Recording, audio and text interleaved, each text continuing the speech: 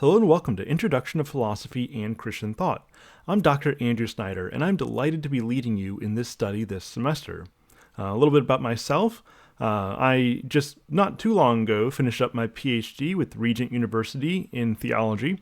I've been teaching courses in philosophy and theology, both online and in person, for the last 5 or 6 years or so on the college level. And then additionally, I spent 5 years teaching philosophy and religion at a classical Christian high school. And I'm sure you'll learn a little bit more about me and about kind of my academic interests and the things that I'm into as we move on through the course. And of course, I really look forward to learning more about you. But for now, I want to just go ahead and jump right into kind of the syllabus material. That way you know what the flow of this course is going to look like and what the expectations are. And so obviously this is Introduction to Philosophy and Christian Thought. And so for many of you, this is going to be your first real move into philosophy, at least in any kind of formal sense. I mean, practically speaking, you've been doing philosophy for as long as you've been able to think, right? I mean, we all have these ideas about what makes for the true, the good, the beautiful. We all have these ideas about how we ought to conduct our lives.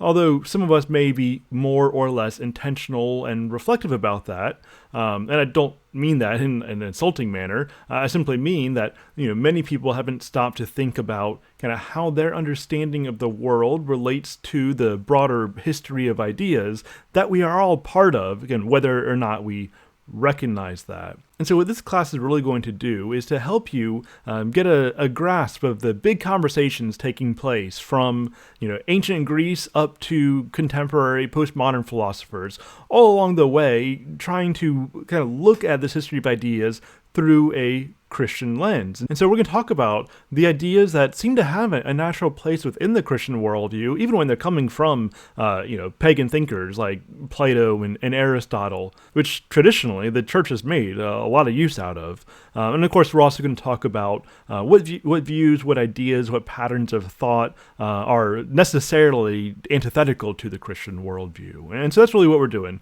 We're looking at the history of ideas. We're engaging with them on an existential level, seeing what's valuable, seeing what should be sifted out, and ultimately what we're trying to do is to grow in wisdom, because that is what philosophy is. Phileo Sophia, it is the love of wisdom. And so, well, there are many things that we're going to have to learn and study and kind of get rational grasp of. Real philosophy as a love of wisdom is more than just what happens in your brain, right? It's not strictly cerebral, although it is that. It is more than that. It is love. It means that we have to cultivate the right affection, so we not only know the right things, but that we actually love and desire the right things. And so philosophy, it impacts the heart, the mind, and the soul.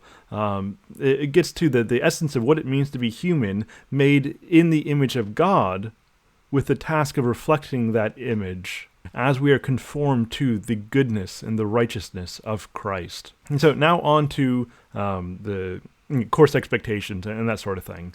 And so just like every other online class you've taken, there are going to be some discussion boards. In many ways, these kind of are necessary evils. And if you've done these before, you know what I mean by that, but they don't have to be.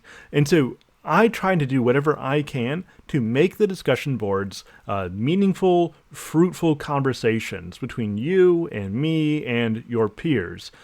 It's one way that we can kind of overcome this digital distance gap that we have through this format. And so, that being said, when you answer discussion questions, I'm looking for you to demonstrate that you've actually done the reading. That's kind of the most basic level. I'm looking for you to demonstrate that you are able to engage with the reading. I don't mean that you're some kind of expert. This is an introductory level class, and that's all I'm looking for. Kind of introductory level engagement with the reading or the assigned content. Now, when it comes to your peer engagements, which is really just a fancy way of saying your response posts, which you always have to do 2 response posts to your peers, you have to go beyond mere affirmation. Don't just say, I love that you said that and kind of leave it at that. You need to either provide a thoughtful, respectful challenge or take what they said and kind of bring it into a new direction. And so one way or another, you have to add new substance to the conversation. And so don't just bring affirmation, and don't only ask questions, because, I mean, odds are they're probably not going to respond to you anyways, and so questions are okay, but your response post should stand on its own as a substantial addition to the conversation. And so that is what I'm looking for full credit. And so in your initial post, you're demonstrating that you've read the text, that you've engaged with the text, and then in your response post, your peer engagements, you are adding some substance to the conversation. Now, a lot of times for the discussion posts, I give you some options of questions. Don't answer all of them. Whenever I say pick one prompt to respond to, pick one prompt to respond to. My purpose in doing that is to, within certain parameters, give you some room to work with your interests, the things that naturally catch your attention. Because as much as I want you to know and to learn things, I want for you to learn the things that are going to be most valuable to you in the current season that you're in. And so sometimes I do give you those options. Pick one when I do that and move forward accordingly. Now, also on a regular basis, almost weekly basis, you'll be doing these short essay kind of reflection papers based off the reading. That's going to be a bit more in-depth than what you're giving me in discussion posts as you deal with a prompt in a more extended format. I don't expect that you're going to be bringing in any outside sources. That's not required. That's not even encouraged. These are not research papers. This is really just leading you to engage with the text in a deeper, more prolonged manner. A few weeks into the semester, you'll be doing a critical review paper on our Gruthis text, the Philosophy in 7 Sentences. And you can look at the details in the syllabus, but just so you kind of see that down the line, once we're done reading that text, you're going to really just provide a summary of all the chapters and then some sustained engagement with a couple of them. At the end of the semester, your final kind of cumulative project is you'll be doing a philosophical dialogue and report. And what that means is that toward the end of the class, once we've gone through at least the majority of the content, you're going to have a conversation with somebody not in this class. It can be somebody who is well-versed in philosophy. It can be somebody who's not. It can be a leader in your church. It can be a family member, a friend, really just about anybody. And what you're going to do is talk to them about some of the major themes in our course. What do they believe truth is? What is reality? What makes for the good life? These kinds of things that are outlined in the syllabus. And you're going to ask enough questions, not to debate them, but to get a better understanding of where they land on these various topics, and then you're going to provide a critical analysis kind of in light of our course material. And so odds are whoever you're talking to is probably not going to have the same level of knowledge in philosophy as you will by this point.